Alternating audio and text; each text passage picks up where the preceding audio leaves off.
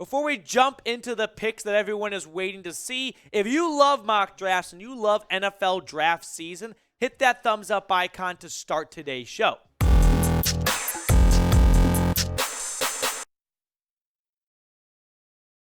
Coming up, we're going to run through a full 7-round mock draft for your Denver Broncos, as Denver is currently in line with 5 picks in the 2023 NFL Draft. After trading for Sean Payton, they lost that first-round pick that's changed hands so many times. Here are the 5 picks the Broncos have in 2023. They've got their own third-rounder. Hooray, doesn't belong to Seattle. They've also got a third-rounder that belongs to the Colts that came over in a trade last year when Indy moved up with the Denver Broncos. Well, they acquired a future third, and here it is. They got their own fourth, a fifth, and a 7th-rounder that came over from Pittsburgh in the Malik Reed trade. So those are the picks that Denver has in the 2023 NFL Draft. And with that, let's jumpstart this mock draft with the Broncos selection at pick number 67. And that is Darnell Wright, offensive tackle out of Tennessee. The 4-year starter, a one-time 5-star recruit for the Vols, made 27 starts at right tackle to start his career in Knoxville. In his last 2 years, junior and senior year, he quickly moved over to left tackle and made 13 starts. He's a big unit. Then again, all offensive lineman is, but at 6'5" and 330 pounds, those numbers are pre-NFL Combine. We'll see what he measures up and weighs in at the Combine. But I do find this interesting. He did not allow a sack in his final 19 starts at Tennessee, and he was a 2022 All-SEC first-team player. Now, it should go without saying that offensive line is this team's biggest need without a doubt, and that's why I attacked it with my first pick in the draft. Darnell Wright could slot into the right tackle position, which is not really occupied by Billy Turner. It's a free agent spot, so both left guard and right tackle have to be replaced through free agency or the draft. And Darnell Wright falling to round 3 might be a bit of a stretch. I've seen some mock drafts have him go in round 2, but it does go to show that the mock draft simulators and just the draft process in general can be a crapshoot. I remember last year, everyone had Nakobe Dean as a late first. He ended up falling to round 3. Crazy stuff happens in the NFL, so don't absolutely covet or put a blanket over anything. But if he does end up on the board, when the Broncos are on the clock, I think this is a no-brainer pick. He would be an immediate starter at right tackle and hopefully be this team's long-term play at right tackle, which Broncos really have not had for quite some time. But what you think? Should offensive tackle be the first pick for the Broncos in the 2023 NFL Draft, or do you think they should attack a different position first? Let me know what you're thinking down in the comment section. They've got back-to-back picks in round 3. So at pick 68, I went linebacker, Jack Campbell out of Iowa. He is your prototypical run-stopping Mike linebacker with great size, 6'5", 246 pounds. Now, he's not known for the pass rush abilities, right? That's not really what his forte is. He's really strong in coverage. He's better at run stopping, but he's not going to offer you a variety of great blitz packages and swim techniques to beat the offensive lineman and get to the quarterback in the backfield. Campbell in 2022 in Iowa City had 125 tackles, 5.5 for which were lost, 2 interceptions, and a forced fumble to go along with it. Now, if you're a fan of PFF, here were their grades for Jack Campbell in 2022. Pass rush, like I said, that's kind of his weak spot, 65.3. Run stopping abilities, great to see, 85.6. Coverage was off the charts at 92.9. And when we look at this Denver Broncos inside linebackers room, they've got Josie Jewell left for 1 year on his 2-year contract. Alex Singleton's a free agent. I know he would like to come back to Denver. We'll see if the Broncos want to bring back, in my opinion, one of the best linebackers in football last year.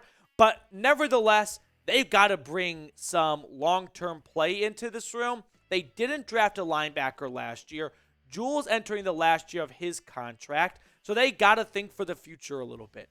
Jack Campbell might not be a day one starter for this team, but they've got to think down the line a little bit, and they've got to set themselves up to have a linebacker who, after maybe getting some special teams reps and coming off the bench his rookie season, can step into a larger starting role in year 2 when Jules' contract is up. And if they re-sign Singleton, it might just be for 1 year. And so then they got a replacement in the wings right there. We're going to get to the rest of our mock draft in just a second, but join the channel today if you haven't already. Why? We got free Broncos YouTube content. It's completely free. Plus, the latest news and rumors on your favorite team, along with draft and free agency videos. Don't miss a thing all off season long. Click that sub button. Let's move on to our round 4 selection. I went Tyler Scott, wide receiver out of Cincinnati. He is a candidate to really pop off after the combine. And maybe by the time you're watching this, that is the case right there. He's slightly undersized at 5'11", 185 pounds. It's a bit of a knock against him, but he's got strong, reliable hands. If it's coming his way, he's going to find a way to get to the football. And he's also great after the catch. And I think at this point in the draft, you're just going for talent. Tyler Scott in 2022 for the Bearcats, 899 yards and 9 touchdowns. This is after Desmond Ridder. Can anyone tell me who the Cincinnati quarterback was last year? Yeah, that's what I kind of thought. To put up 9 touchdowns and 899 yards, not too shabby in a Cincinnati offense that didn't have a NFL draft quarterback. Listen, this is a pick not to satisfy a need at wide receiver. They're going to hopefully hold on to Jerry Jeudy. You got Cortland Sutton, maybe. And Tim Patrick's coming back from an ACL injury. So with that being said, I'm going best player available. That's always been my draft mantra. That's going to be on my tombstone. It is take the points in the first half and go best player available after round 2 of the draft, in my opinion. Just take the talent you think is out there. Might not be your biggest need for that season, but it very well could be as soon as the following year. So to recap the picks so far, we went Darnell Wright in round 3, Jack Campbell immediately afterwards, and then Tyler Scott in round 4. We got 2 more picks to go through, and we'll get to those picks in just a second. But today's show was made possible, and will get me back on screen, by Fanatics. So if you're looking for an awesome zip-up hoodie like the one on screen right now, along with me, well, make sure you check them out, chatsports.com/BroncosZip. Just give my producer a hard time. 25% off. That sale won't last forever. I put that link for everyone in the comments and the description of today's show.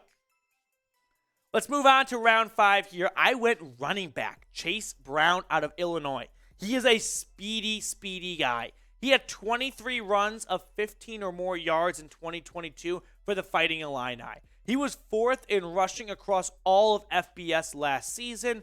Now, he needs to broaden his skill set to be a every down NFL back. He can't just be a speedster, but you can't teach speed. So you can work on the other stuff. You can work on the receiving abilities, the pass blocking abilities.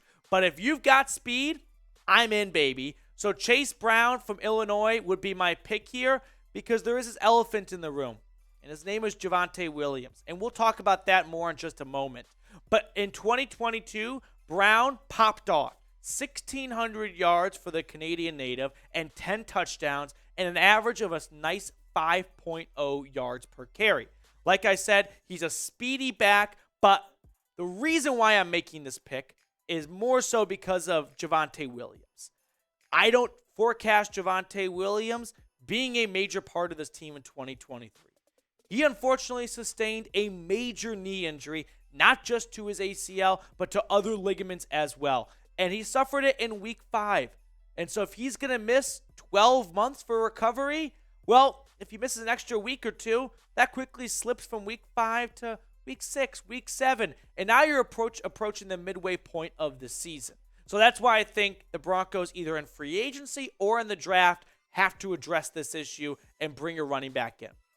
To round out my mock draft, in round 6 with my final pick, I went cornerback Cameron Brown out of Ohio State. I'm just all about best player available at this point, right? You're not looking for starters here. You're looking for flyers. You're looking for lottery tickets. And I think Cameron Brown, not a bad lottery ticket to buy. Really good size for a corner, but also if Denver moves on from Ronald Darby / he might not be, well, he's entering the last year of his contract. They want to start thinking down the line a little bit. Damari Mathis played nicely down the stretch last year after a disastrous first game against the Chargers, but he rounded out the year pretty strong in my opinion. So I think Cameron Brown could be a good depth piece here. Okay, so grade my mock draft for me. There are the picks. What are you going to give it? A, B, C, D, or F? You're not doing a mock draft right if you're just giving me a blanket A, but you can't not give me an F. Or at least someone has to give me an F. That's basically the rules of mock drafts here. If I had to give myself a grade, I'm not going to stroke my ego too much. I think it's a B+, right? I wish I probably addressed the defensive line a little bit more. I only had 5 bullets in the chamber here, so couldn't really check every single box. But I got a day 1 starter in round 3 with Darnell Wright. So for that reason, despite only having 5 picks and not picking up a ton of day 1 starters, locking down that right tackle position for hopefully the next decade with Darnell Wright, that warrants a B+ in my book.